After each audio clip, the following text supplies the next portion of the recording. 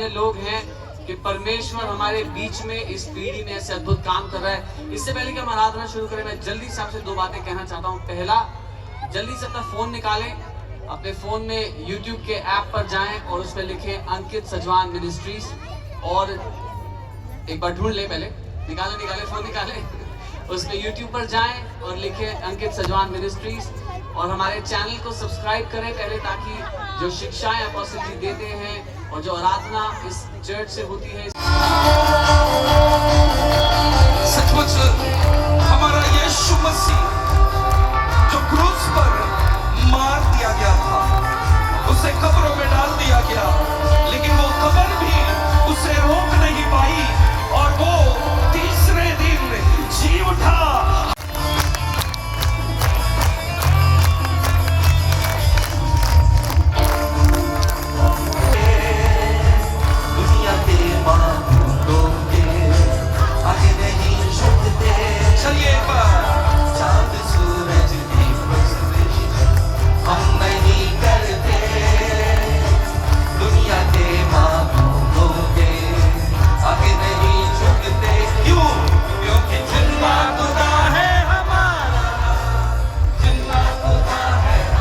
लोग सोचते हैं कि हमें इसलिए बनाया गया प्रभु ने कि हम लोग जिंदगी भर उसकी आराधना करेंगे। वो हम करेंगे, मगर जब परमेश्वर ने आदम को बनाया तो उसने ये नहीं कहा आओ हम मनुष्य को अपने स्वरूप में बनाएं और वो जिंदगी भर हमारी आराधना करें।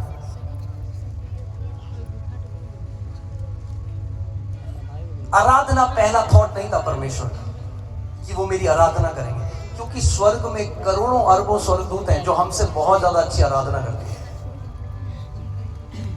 मगर किसी और काम के लिए परमेश्वर ने मनुष्य जाति को बनाया और पृथ्वी पे उसको रखा। भजन संहिता 115 उसकी 16वीं आयत में लिखा है, स्वर्ग तो यहोवा का है मगर पृथ्वी उसने मनुष्य के पुत्रों को दी। उसने मनुष्य को पृथ्वी पर रखा और कहा तुम पृथ्वी पर अधिकार रखो। मैंने तुम्हें अधिकारी बनाया है, मैंने तुम्हें अपने स्वरूप के अनुसार बनाया है, जैसा मैं हूं मैंने तुम्हें वैसा बनाया है कि ताकि तुम भी वैसे प्रभुता कर सको जैसे मैं प्रभुता करता हूं। और भजन संहिता 8 में अगर हम जाएंगे, भजन संहिता 8 उसकी 4थी आयत से अगर हम पढ़ेंगे, इसमें लिखा है तो फिर मनुष्य क्या है कि तू उसका स्मरण रखे, और आदमी क्या है कि तू उसकी सुधि ले। कई लोग ऐसे ही सोचते हैं हम लोग कुछ भी नहीं, क्योंकि अभी परमेश्वर उनकी आंखें खोलना चाहता है कि सच में वो जाने कि वो क्या है। क्योंकि तूने उसको, अब आप क्या है जानिए, क्योंकि तूने उसको परमेश्वर से थोड़ा ही कम बनाया है और महिमा और प्रताप का मुकुट उसके सिर पर रखा है। जब परमेश्वर ने मनुष्य को बनाया तो महिमा और प्रताप का मुकुट उसके सर पे रखा। नीचे एक रेंगने वाले कीड़े की तरह नहीं बनाया।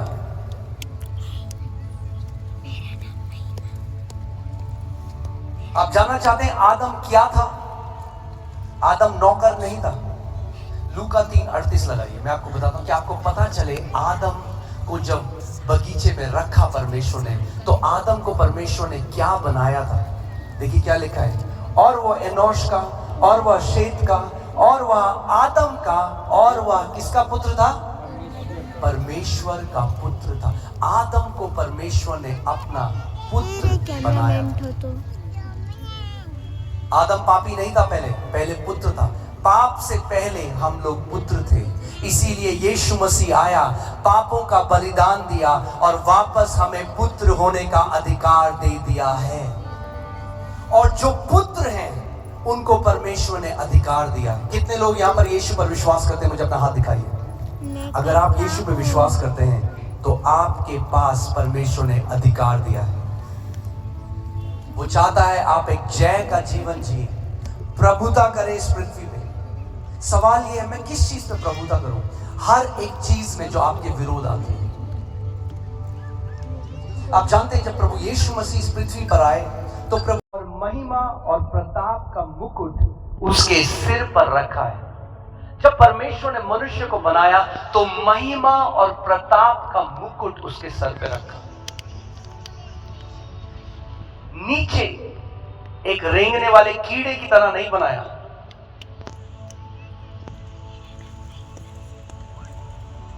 आप जानना चाहते हैं आदम क्या था? आदम नौकर नहीं था। लूका 3:38 लगाइए, मैं आपको बताता हूं कि आपको पता चले आदम को जब बगीचे में रखा परमेश्वर ने, तो आदम को परमेश्वर ने क्या बनाया था। देखिए क्या लिखा है, और वह एनोश का, और वह शेत का, और वह आदम का, और वह किसका पुत्र था? परमेश्वर का पुत्र था। आदम को परमेश्वर ने अपना पुत्र बनाया था। आदम पापी नहीं था, पहले पुत्र था।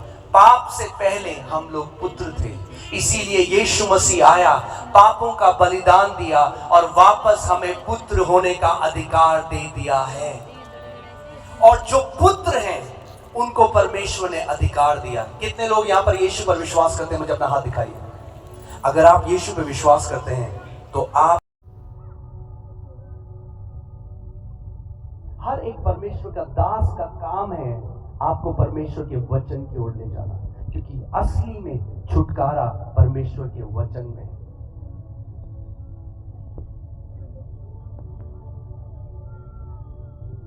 उसका वचन जीवित है। यूहन्ना 1:12 में परमेश्वर का वचन कहता है, जितनों ने उसे ग्रहण किया परमेश्वर ने उन्हें अपनी संतान होने का अधिकार दिया। कितने लोगों ने यहाँ पे यीशु को ग्रहण किया है?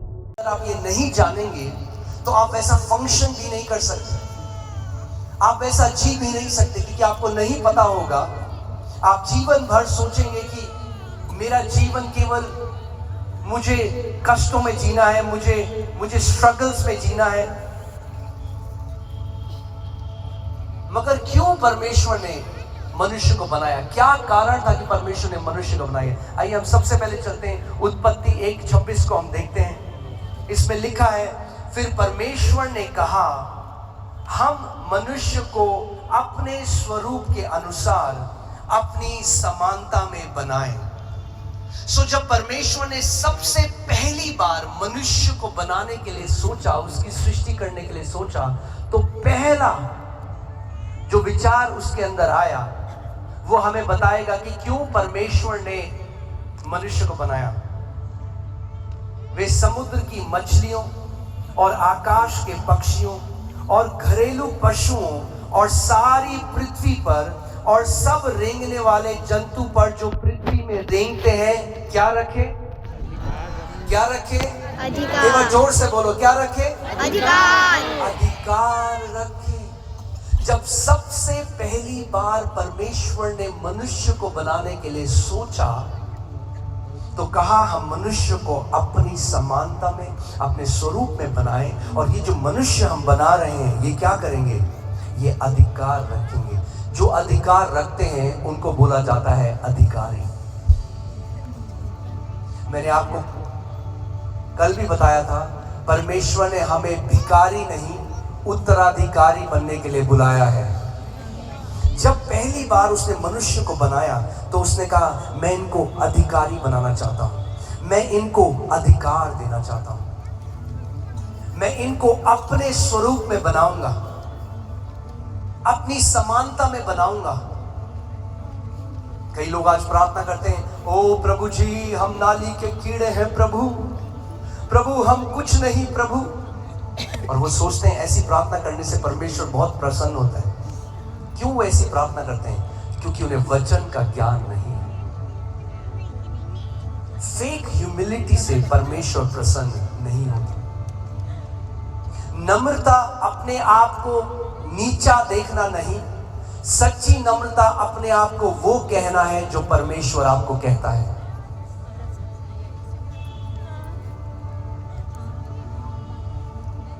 आओ हम मनुष्य को अपनी समानता और अपने स्वरूप में बनाएं। जब मैंने पहले ये पढ़ा तो मैंने कहा प्रभु इसका क्या मतलब है? क्या मतलब है मैं इनको अपने समानता और अपने स्वरूप में बनाऊं? इसका मतलब क्या है? तो 26वीं आयत से जब आप पहले पढ़ोगे तो आपको समझ में आ जाएगा इसका क्या मतलब है। वचन बताता है कि परमेश्वर ने अंधकार को देखा। आदि में जब पृथ्वी बेडौल थी, सुनसान थी और गहरे जल के ऊपर जो अंधियारा था और आग पर पवित्र आत्मा उसके ऊपर मंडराता था, तो जब परमेश्वर ने जो देखा, परमेश्वर देख रहा है केओस, परमेश्वर देख रहा है सब खराब, बदसूरत है दिखने में, बेडौल है।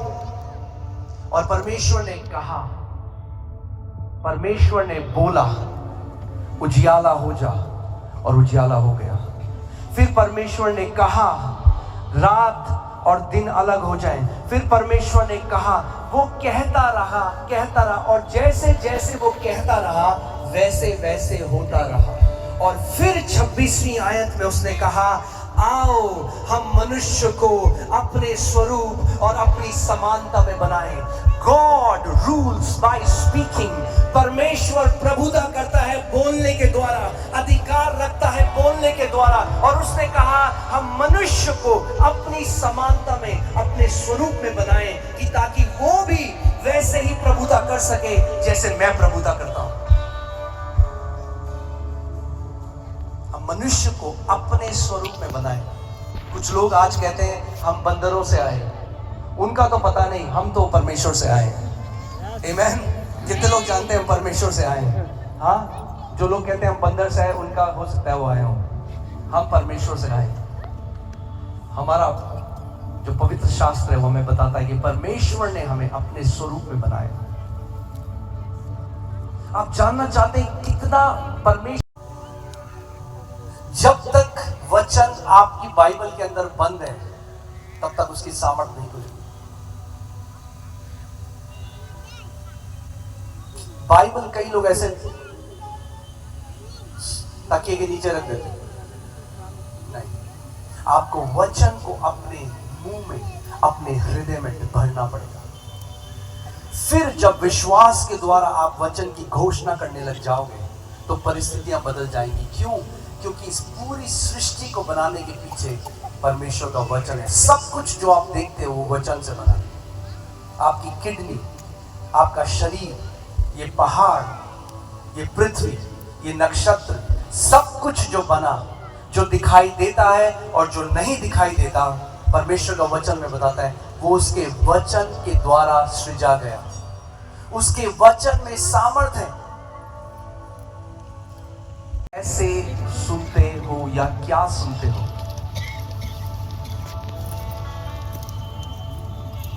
बार बार प्रभु यीशु मसीह एक बात लोगों से कहता था, जिसके सुनने के कान हैं वो सुन ले कि आत्मा कलीसिया से क्या कहता है। फिर हम प्रकाशित वाक्य में भी यही बात देखते हैं कि आत्मा लगातार अपने लोगों से बात कर रहा है, मगर दिक्कत यह है कि कम लोग हैं जो उसके वचन को अहमियत देते हैं, कम लोग हैं जो उसके वचन को सुनते हैं, उस पर ध्यान लगाते हैं। तो आज का जो वचन मैं आपके साथ बांटना चाहता हूं वो है कि जो परमेश्वर के वचन की जो घोषणा है उसमें कितनी सामर्थ है।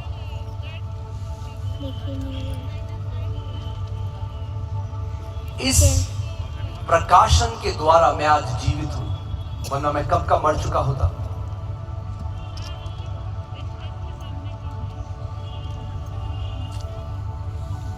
जब मैं 19 साल का था, जब एक बीमारी में था, जब मेडिकल साइंस, जब डॉक्टर्स ने कह दिया कुछ नहीं करा जा सकता, उस समय में मैंने प्रभु यीशु मसीह को जाना। उस समय में प्रभु ने मुझे अपने वचन की अहमियत को समझाया, अपने वचन की सामर्थ को समझाया। हमने सीखा यूहन्ना 8:32 में प्रभु यीशु मसीह ने कहा, मैं तुम्हें सत्य बताऊंगा और सत्य तुम्हें हर एक बंधुआई से आजाद करेगा।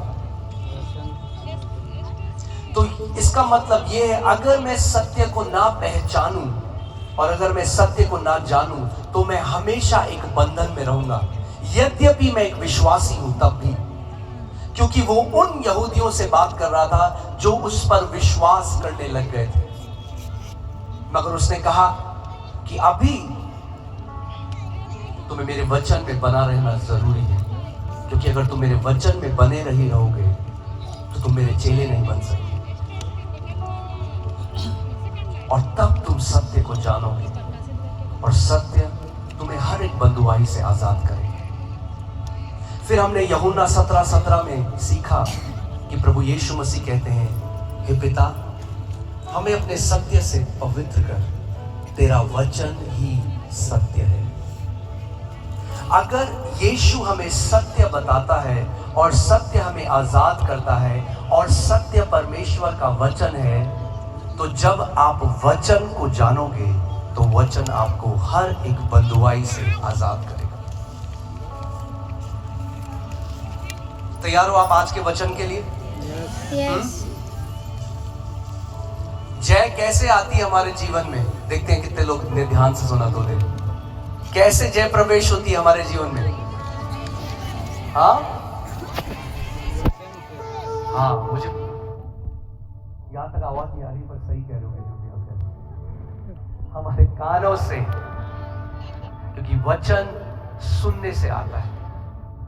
अगर आप केवल अपना स्वभाव परमेश्वर के वचन के लिए बदल डालो और एक महान आदर, हे मेरे पुत्र, अपना कान मेरी शिक्षा पर लगा, मेरा वचन ध्यान धर कर सुन, क्योंकि जिनको मेरे वचन का प्रकाशन मिलता है वे उनके जीवित रहने का और वे उनके भला चंगा रहने का कारण होता है।